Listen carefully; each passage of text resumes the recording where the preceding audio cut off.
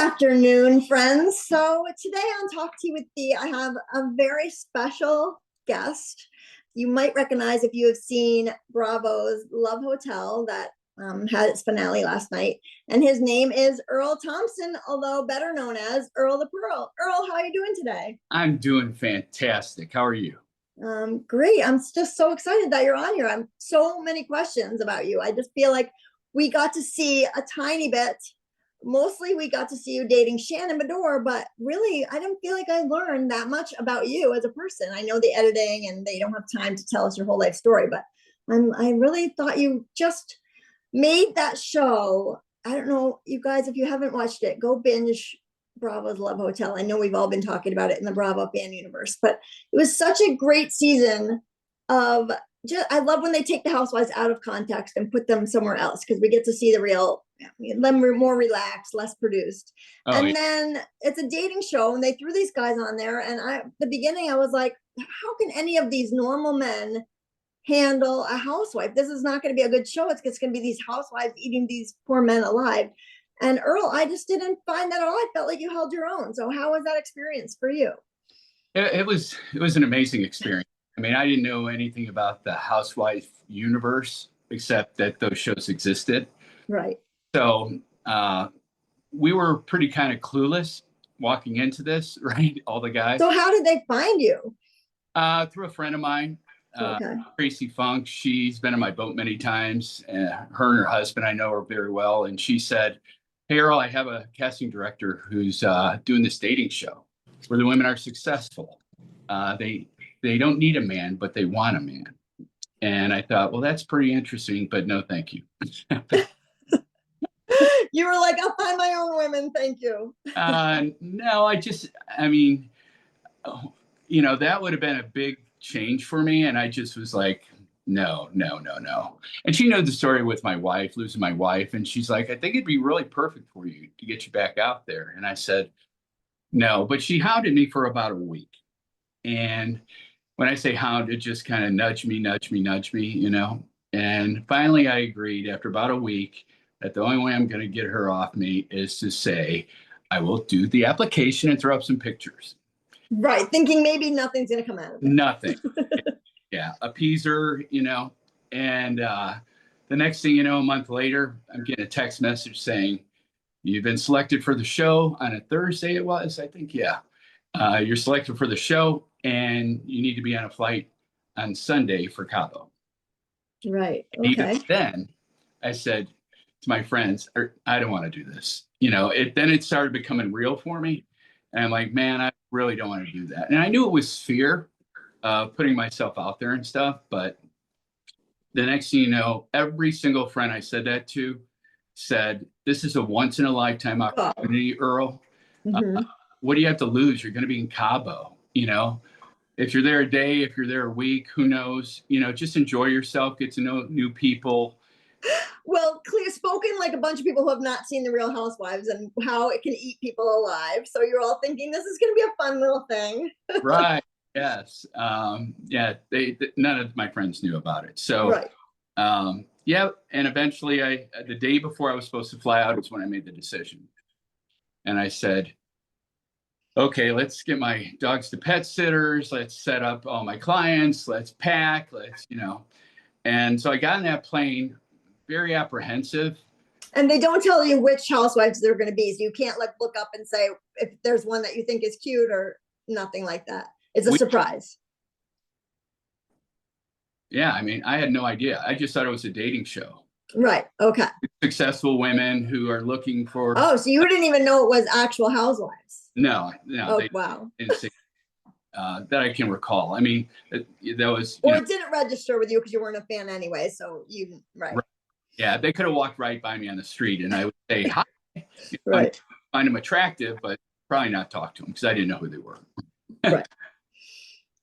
So you land in Cabo. Yeah. And that's where it gets really fun. So I got, sent to the hotel, the Love Hotel. And that was pretty amazing, getting to know the guys and stuff. And then, they selected 8 to go over. So that's when we became the Elite Eight. Oh, so there were more of you, and then they interview you and decide who they really want to stay. Not really want to, but I think they just split us up.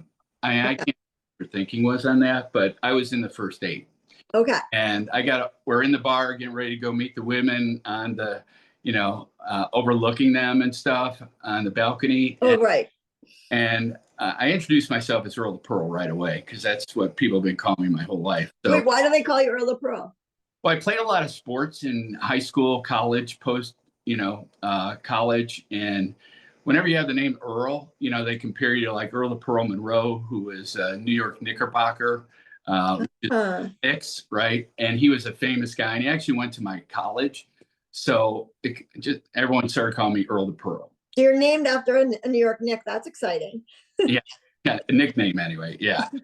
So anyway, we're sitting around getting ready to go. And I say out loud, let's huddle up. And people are going, huddle up. And I go, huddle up. And we all got together. And then we started chanting Elite Eight. And that's where we all bonded right there. So that was pretty. It was a great group of guys, all of you. Everybody added something, but I thought they really came up with, that's what made this show work, was how great you guys were. Well, thank you. I mean, they were amazing guys. We all got along. We were there for each other. Nobody stepped on each other's toes too much. We really respected each other. Mm-hmm. It showed for sure. That's what makes these shows work or not work, is if you have an organic bond with people, we can see it when we're watching. And if you don't, it's not going to be that good. Well, I haven't watched these before. I just knew it was a great group of guys and I liked hanging out, so. Right. And so you didn't fight over the women at all? I didn't. And the majority guys didn't do that at all. There was some bickering between a few guys, but that might have been a personality thing. Right. All individually wonderful men that had great hearts and had a very vibrant life before they came onto the show. Right. So they did a good job casting this. And so now you get up there on the balcony, you see the women, and you immediately are like, Shannon Beador. That was it. It was pretty much like that, actually. Eyes. I'm looking down and, Ashley, I thought would probably be too young for me, right? And, right. All the women were beautiful. And so when we went down there, I started talking with them all.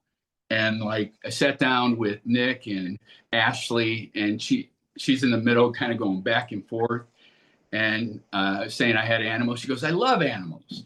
And I said, oh, awesome. I have cats and dogs. And she looks back and goes, I hate cats, and comes back. I go, okay, well, I know that's over with right there. So then that's the end of her. I moved over to Giselle was out talking with Wale on the beach on a couch or something. So she was very far away. So then I kind of went over and started talking to Luann and that group.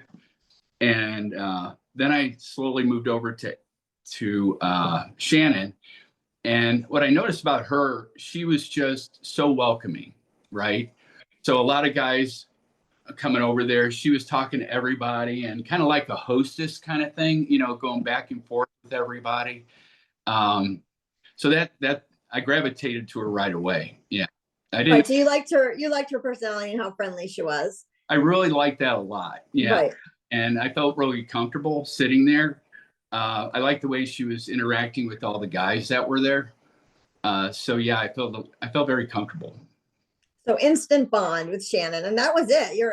I mean, by the way, Giselle would have eaten you alive, so that was a good choice. I became very good friends with Giselle. She was my counsel on the show, Oh, that's nice. And she's like me, we just say it how it is, right? Mm-hmm. There's no sugarcoating it with Giselle, and I love that about her. You can really get what's on her mind, and it's usually very helpful to hear it because she's seeing it from a different perspective, and I really appreciated that. Right. Okay. So you and Shannon bonded immediately because, I met Shannon.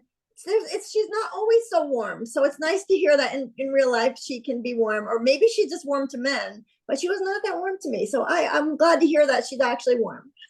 Yeah. She was not that welcoming when I met her. Well, I'll tell you that seeing how she interacted with everyone, she had the largest group of men around her. Okay. Yeah. So that says a lot right away. Right. So when I came over there, She kind of stepped in it a little bit by saying, "Was your wife 20 years younger?" And I said, "No, I lost her to leukemia." And you could see it on her face.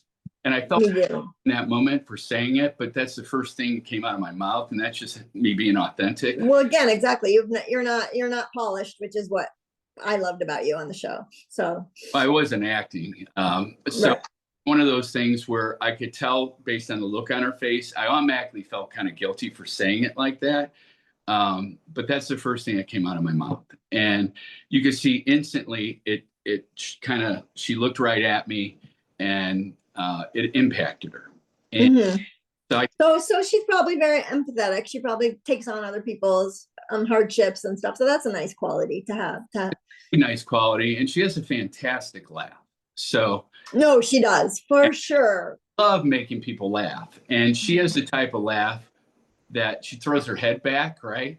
Right. That's one of my favorite things people do. And once I see they do that, I want to see it over and over again. So you're constantly trying to make her laugh, and you're a naturally funny guy. So that was probably part of the pairing.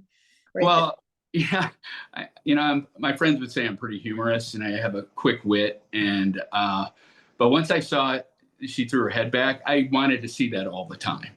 And it was almost like a challenge for me, challenge accepted, that I'm going to make her laugh a lot. And we laughed all the time on the show, her and everyone. No, and I do actually appreciate this about Shannon, that she can laugh at herself and she has a good sense of humor, which is, I think that's a great quality in anybody, that you can laugh at stuff.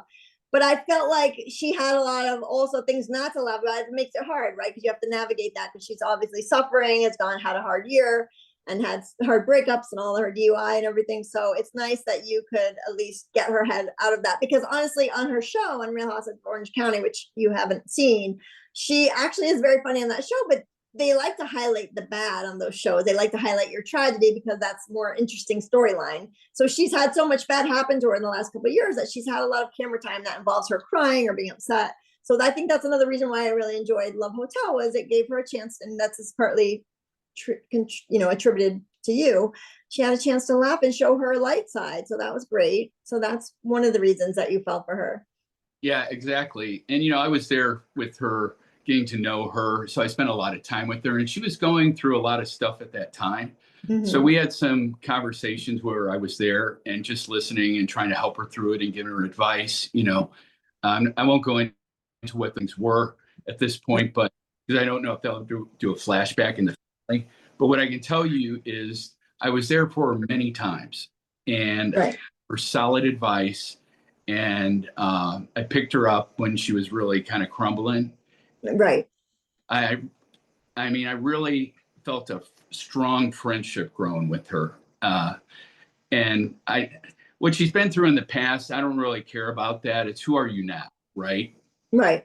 Who are you now? Have you learned? And she's grown from a lot of stuff that's happened to her. But I do feel like part of the way to get to spend time with Shannon is being able to help her through stuff, because she goes through a lot. She does. It's nice that you're able to put yourself aside and help her. You didn't know her very well. You just met her. So that's a great quality that you have as well. So that's a pretty good matching too. I'm starting to feel a pattern here. So you and Shannon were destined to be together on Love Hotel. Yeah, I really I think we were both drawn to each other because we've been through some stuff. And I could tell she really needed someone to help her through some things. And I had plenty of time. I'm in Cabo, so, Right. What else is there to do? Well, beside activities and stuff, it's kind of nice to really connect with somebody on a personal level, and where they feel so comfortable, they can talk to you about anything. And yeah. You're just listening. You're not giving your opinions, cutting them off every 5 seconds. And that's my counseling background. So I think I love being around her because of her happiness and making her laugh and stuff. And I think I was good for her in that moment in time because I could listen, and she stuff out and ask some questions. And, I've been through some stuff, so I could provide some advice that I thought. Well, it's hard too, because and I'm sure you learned this as it went along, but she's in the public eye, she's in the spotlight, and it's hard when you're at that level, especially her. She's been on the show for a lot of years. She's very famous at this point in that world. So it's hard for her to trust people around her because they all want things from her. This is the problem when you get like big, like she did. And then you're just dealing with people that want something from you. They want you, so that's hard too. Are they with you because they want to be on your show? Are they with you because you're fame that they can make money off of your sponsorships or whatever? So Right. it's probably nice to meet someone who had nothing to do with Bravo, nothing to do with reality TV. And what are you going to benefit from being her friend and getting close to her? I totally agree. And this is when her show was first coming out that season. So she wanted to show me the first and second shows. So we sat around eating quesadillas, watching for the first time that show. And that's where they were talking about the DUI and going back in through all that. Oh, so hard. Be there for that. And you had your private one-on-one Shannon Beador watch party. Yeah, I did. But I could see how it impacted her. Of course, it was a hard season to watch. She really needed someone at the time. I mean, I can't imagine her watching that by herself, Right. And so I felt honored to be there to help her through it, because that was not easy. So really fast in those 2 episodes, what they go through, okay, and how they're portrayed and how much anxiety I would have if that was happening to me. Right, publicly. That's the whole thing. It's hard enough if it just happens in your life and you have to deal with something that horrible, but to deal with it publicly and getting absolutely killed in the media, absolutely killed on social media, in the press, and also having to experience it. And you have daughters who you're the role model. I mean, I can't imagine the layers there. And she had just been eviscerated, which obviously led to the DUI anyways, but she was just getting eviscerated by the time you guys were watching that. The show was airing, but had filmed a while before. And they were already broken up, and she was already dealing with all that as well. So her breakup, her public breakup, DUI, the public perception, and there's Earl sitting there like, wow, and you handled it, which I don't know, not many men might not have. Many men might have backed away slowly from that whole situation. Well, a lot of people thought that I'm not a good communicator, but I mean, I've been a counselor my whole life, even like at 10 years old, but then I had a master's degree in counseling. And I've dealt with all sorts of situations, disabilities, injuries, relationships. So when someone's going through stuff, it's so important just to listen and be still, right? And you can pick up on so many different things and then help them through it. So I'm probably one of the best communicators on that show. And I think as people get to know me post-show, they'll see that, I'm pretty good at explaining my feelings, pretty good at explaining my thoughts. And I have no problem talking about things that are highly personal, because when you do that, it lets down the defenses with somebody else and allows them to share something with you, Right. And I mean, clearly from the show that you had one glitch in your communication, I would say, right? Would you not say there was one glitch? There could have been a little more communication with the hurricane, right? Obviously. Well, I don't think you have enough information yet. Okay. Yeah. To see. But it will come out that you did properly communicate about the hurricane and that you were a little let down. I think I did a good job communicating it. Okay. Not everybody has the same perception. Not everybody has the same listening skills as I do. So I pick up on everything that someone says. You can see it when I'm looking at her. I'm literally just totally focused on it, right? But not everyone's great at that. So you got to cut someone some slack. Right. So you expect that from other people, and it's too high of an expectation, really, in life. Expect it from other people. I'm going to explain it better, right? So you're so used to people not having the same listening skills as you are. So as you're telling them what's happening and conveying what's in your heart and what's on your mind, you're seeing if they're picking it up. And if they're not getting the extent of it, then you're going to try to make it more clear. And that's who I am. So right. So right. Okay. So I can understand that. I can appreciate that. And I feel like you probably tempered your expectations. And also another thing too, when you're dealing with someone obviously in the public eye, I mean, you've never dated anyone before that probably that's in the public eye. So when you're dealing with that level of, and some people would say self-absorbedness or whatever, it does come with the territory, because you are being watched and you are being looked at and judged. And so I'm sure Shannon seems like somebody who cares about other people and cares about what they're going through. Again, she gravitated towards you because you talked about your wife passing away. So clearly she cares. But the problem is when you're in the public eye and you're being watched, you do tend to think about yourself more than the average person because it's all magnified, you know? I totally agree. I mean, what I learned being on this show, one of the many, many, many things is what these women go through. Right. And how they're getting hit from all sides. And the scrutiny, it's scrutiny. Holy cow. Right. I mean, I don't know if I could do that, and handle it as well as they do, but I've never had to, right? So at least I could be there for it. And you recognize it right away. I mean, you're seeing stuff. If you spend any time with one of them, they're sharing stuff with you that you've never been exposed to, right? So right. Right. All of them have their own things they've gone through in the public eye and how they deal with it and what it's done. Yeah, it really shows how strong they are. Mm-hmm. Right? You really have to have a thick skin to do what they're doing. Right. But, on the other hand, you do benefit a lot from this scrutiny. I mean, it's changed lives to be on these shows. They would all admit. So it's kind of like you have to take the good with the bad. I could see that, but I've never, I haven't been around the shows much. So I'm sure there's a benefit to it. Right. But again, I didn't know that at that time. Now, are we allowed to say if you are still with Shannon, or do you at least still talk to her? Do you have communication, or are you not allowed to say? Yeah, even though this is probably going to air afterwards. You don't want to say what the finale is, but are you allowed to say if you still are in contact or not? You're not even allowed to say that. No, I wouldn't go there yet. You'll say it. Eventually you'll tell us all about how the relationship panned out and how your life is now with or without Shannon. I really want to see what this episode shows and what they say. Right, because you don't know yet. You haven't seen it. Right. So yeah. I don't want to step on any of that. Right. But I could tell you it was really a joy being around her more than they're portraying. Right. We were together quite often, just as friends, and then a little more, Right. And we got that though. I mean, I know they're picking the drama out, of course, to show, but I do think in little moments we can see how close the two of you are for real. I mean, in an authentic way. I don't think you could get so upset with someone if you didn't care about them, right? Okay, right. But what we didn't do face to face, when we're in those moments you really need to convey something to someone, we weren't screaming at each other. We weren't swearing at each other. We weren't calling each other names. We weren't walking away. We stood there and held our ground. It wasn't an easy conversation. And sometimes you have to have easy conversations. Right. Handled it, I think, with grace, and maybe other people can judge it any way they want. But we stayed there talking, and that's got to give her credit for that, and give myself credit for that, because sometimes it's so easy to walk away. Right.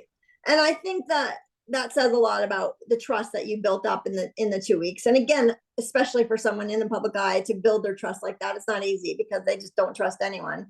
But I think it's nice to see that you guys could work it out, and then whatever the outcome is, it doesn't matter. But the point is that you could stand there. And I feel like Shannon herself is good about that. She faces the music. She shows up when things are bad. And I think that is actually one of her best attributes, is that she'll stand there and face the music, which is nice, because I'm sure it's easier. And I don't feel like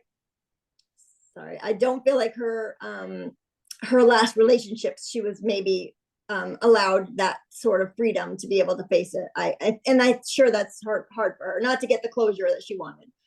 Yeah, I think whenever you come out of some rough relationships, and I came out of a beautiful relationship, so I don't have that hitting me. The one before that was kind of rough, but that's a long time ago, like 20 years ago. So I don't have any recent memories of, someone treating me bad. Right. And that always carries over to your next one. You can't help it. Depending how long it's been, right? Mm-hmm. And the work you do to get through it and to heal and all that stuff. So what I can tell you is that I recognized that right away without knowing any of her prior stuff. I didn't even need the details. I could just see it was impacting her. Right. And you don't run away from people when they're still going through stuff, because you can actually help them handle things better in the future, just by example. right? And I think we did that pretty well throughout the show. I mean, it's not like you're saying 50 things where we're arguing about all the time. I mean, there are some moments there, one kind of silly about vegetables, but still, that's the important thing there was the landmines, right? It wasn't vegetables. And when you're talking to someone like that, you can see behind what's going on. I knew right away when she reacted to that, I stepped on a landmine. It was something else, right? Something else, something triggered her about that. Triggered her, right. That had nothing to do with you or the vegetables. It was, I mean, she was in a couple of very bad situations, as you know, so it could have been anything. But you're right. I got that too. Although, Earl, you should eat vegetables. You can put them in a smoothie, like throw some broccoli in your smoothie, put some banana. 6 green juices a day. Okay. Well, that we didn't see on the show. There you go. There's the headline of this podcast. Earl does drink green juices, and there's your vegetables. Because you look like you're in good health. Are you in good health? Yeah, I'm great health. Yeah. I mean, when I was on the show, I was probably like in the mid 240s because I had a really bad result from total knee replacement. So I gained I was so sedentary. And then within a few months, I was down to 209. No, you look amazing right now. So, I mean, not that you look terrible on the show, but you look amazing. And you're such a great...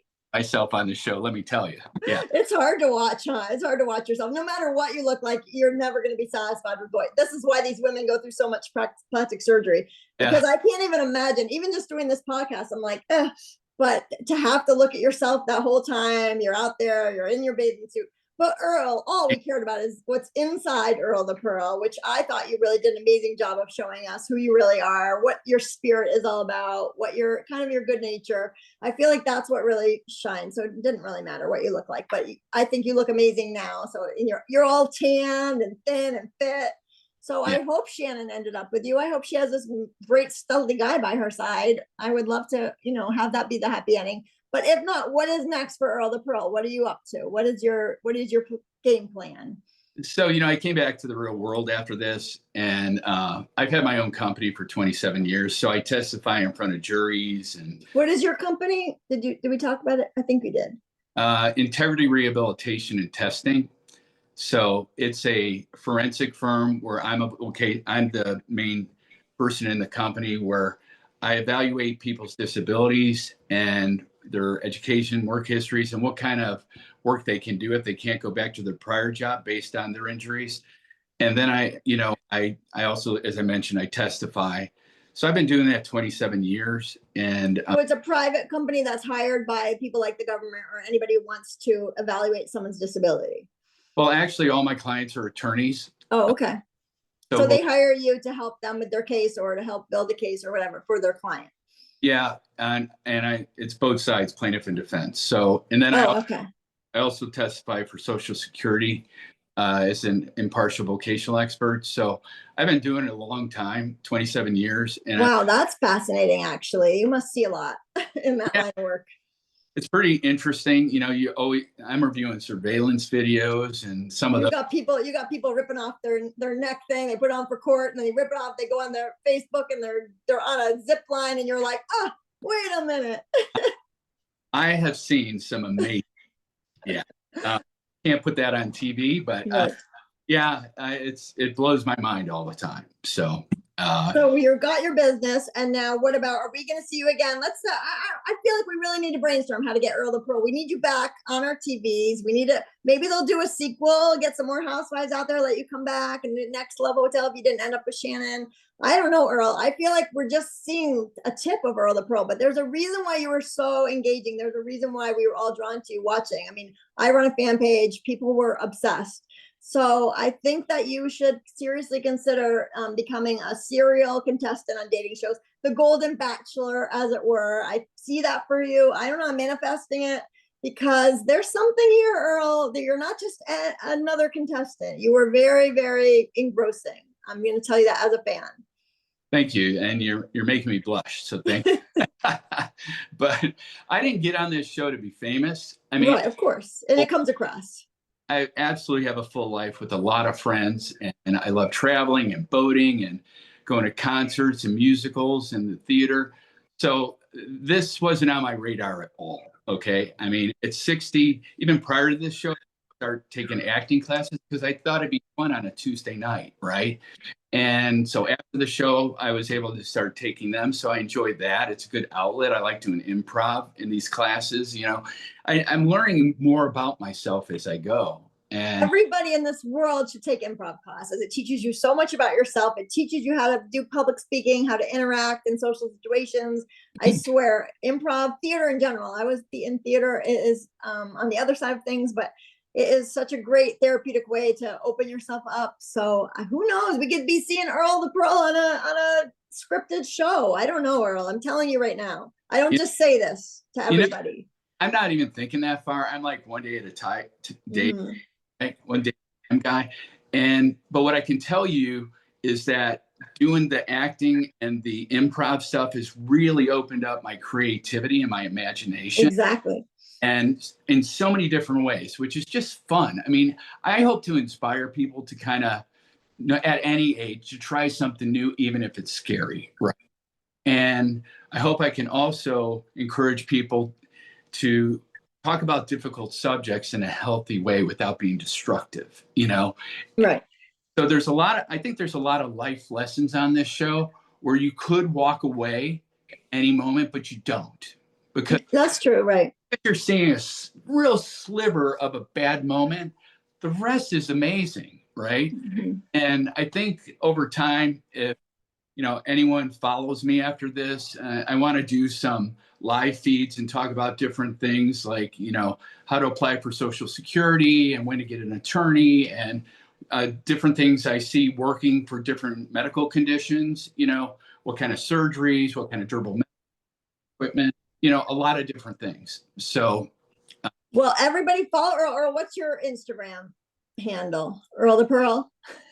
Yeah, it's usually Earl the Pearl, like Earl the Pearl 35. All right, find Earl on his Instagram because you're going to be a wealth of information. Actually, everybody could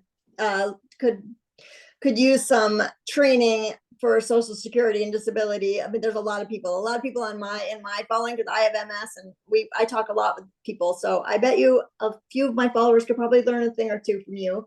But I don't know, Earl. I don't think we've seen the last of you in entertainment either. So you better get ready because I just have a feeling you have no idea how much you resonated with the fans. And I hope after this finale airs and that you start to realize the impact you had on the viewership. So I think we're going to have to wait and see what happens next with Earl, but I have a feeling it's more than you think it's going to be. And I hope this for you because I think you deserve the spotlight. I think even if you don't want it, I feel like you brought a lot to the show. You brought a lot to Shannon, and bravo. And I think speaking as a fan, I thank you for your service.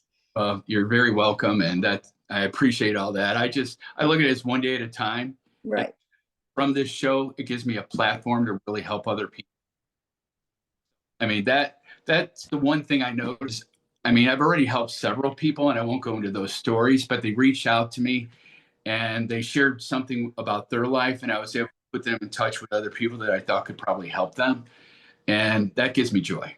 So I love that, Earl. Well, thank you so much for coming on my show. I'm so honored that you're here and I can't wait to see what you do next. Oh, that's awesome. Thank you for having me, Thea. I mean, I really sitting down and talking with you and look forward to talking to you again. Okay, I can't wait to see the finale. And if this airs after the finale, you did an amazing job. And we will definitely see more of you soon. Okay, bye, Earl. Thank you so much. All right, bye-bye. Bye-bye.